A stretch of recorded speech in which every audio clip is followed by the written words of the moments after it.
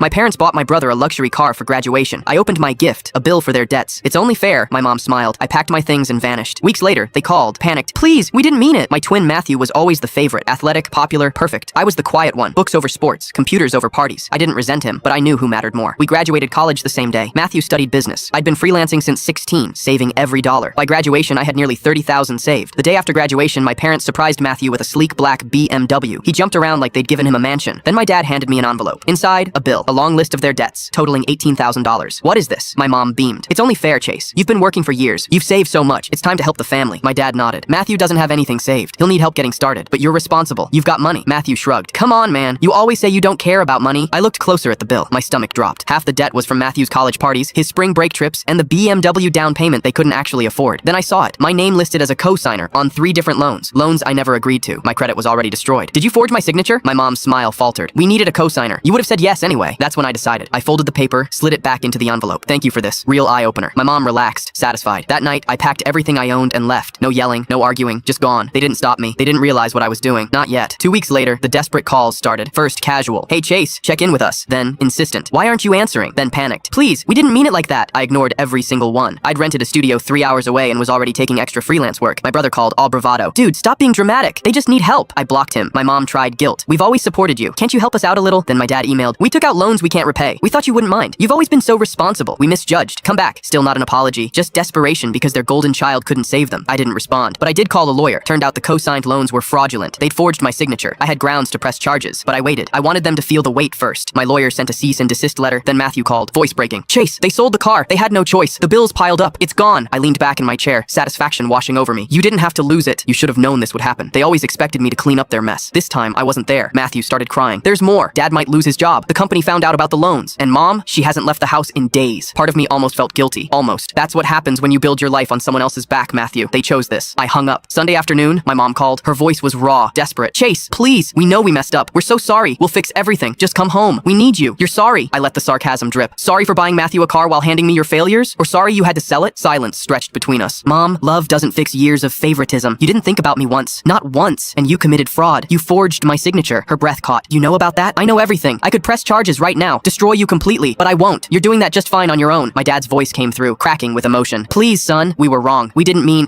to get caught. You meant every bit of it. You built Matthew a throne made of my future and expected me to smile. Well, now you get to live in the ruins. We just wanted to give Matthew something special. And you did. You gave him everything, including the lesson that actions have consequences. I ended the call. A month later, a package arrived with a handwritten letter. We don't expect forgiveness. We've lost something more important. We're sorry. I dropped it in the trash on my way out. I heard through my aunt that Matthew got a job. My parents downsized, that they mentioned me with regret. I don't think about them anymore.